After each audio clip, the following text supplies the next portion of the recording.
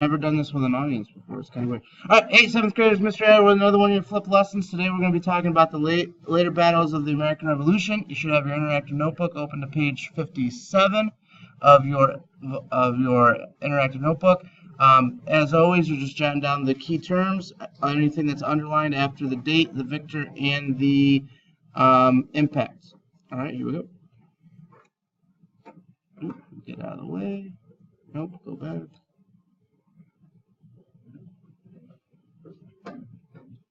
Yeah. All right, first up is going to be the Battle of Trenton and Princeton. These two battles were fought successfully in December 1776 and January of 1777 in the present-day state of New Jersey.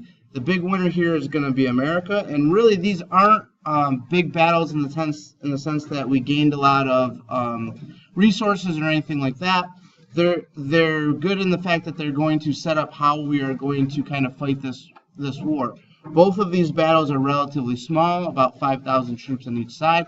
Both of these battles take over the course of a couple of days, which means they're relatively quick, and they're using guerrilla warfare tactics. As you can see from the date of Battle of Trenton, that's December 25th and 26th, meaning that George Washington attacked the British soldiers on Christmas Day, probably a day that you're not thinking you might have to fight for your life. So that was a day that they crossed over the river at night, they attack at dawn, and they basically caused 5,000 mercenary soldiers to pretty much just kind of give up. They get a lot of guns, they get a lot of ammunition, and that kind of, if you've seen that Geico commercial with Washington crossing the Delaware Turnpike, that's where it comes from, but he's actually crossing the Delaware River.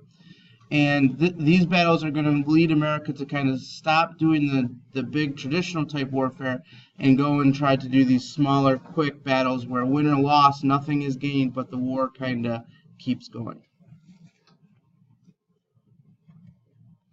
Battle of Saratoga happens right, if you've ever been to the Adirondacks, you've probably seen some signs for this. The Battle of Saratoga stopped kind of Britain's big plan. It's in the September 1777. Big victory for America. This is a big traditional war, and this is also going to be getting a lot of help for the Patriots. What happens is Britain has this war strategy that they think in 1777 the big problem is Massachusetts. So if they can kind of split the colonies in two by having General Burgoyne come south down the Lake George, Hudson River, have St. Ledger come in from the west along the Mohawk River, and then have General Howe come from New York, they can win a decisive battle around the Albany area and successfully split the colonies in two.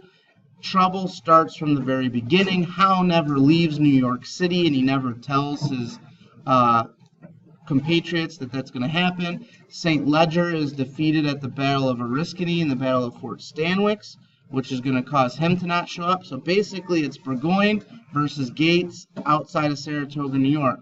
Now Burgoyne is not the best general in the world. He is nicknamed Gentleman John Burgoyne because he travels very slowly, because he brings all of his fancy dinnerware and all of his servants and maids and all this other stuff with him. And that's basically allowing the Americans to prepare at Saratoga and really be ready for the attack. They do some guerrilla warfare tactics and slow them down even further. There's only one real trail. They knock over trees, they knock over, take out roads, take out bridges to slow him down even further. So by the time they get to Saratoga, the fighting force is about a third the size they thought it would be. They're very tired, and they basically get surrounded and get defeated. The major kind of impact of this war is this convinces France to help the colonies, and this is going to transform the colonial fighting force for two reasons. Number one, France is going to bring a navy. At this point, America does not have a navy. And number two, the American soldiers are no longer going to be militia soldiers. They're going to start to get trained by French generals and by people that the French use to train their soldiers, which is going to help the colonies in the long run.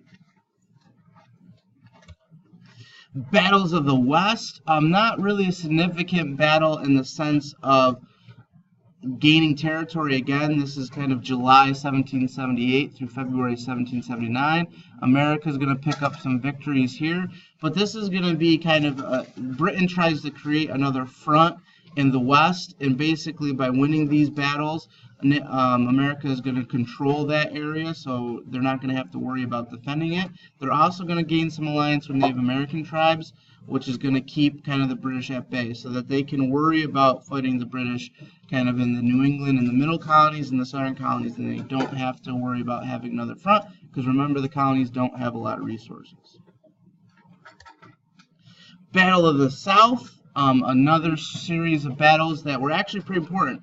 After the kind of Saratoga campaign fails, Britain gets rid of their leadership, which they've done multiple times now. General Cornwallis takes over as about the 4th or 5th general that is running the British Army, and he's actually probably the most capable. And he decides he's going to invade the colonies from the south. Again, the south has many more loyalists, so he hopes to get some support. Throughout these battles, Britain and America are gaining a lot of ground. The biggest thing is Britain cannot score that major victory that is going to defeat the southern branch of the Continental Army, because at this point, the Continental Army has Washington kind of fighting in the north, and they have General Greene and General Gates fighting in the south.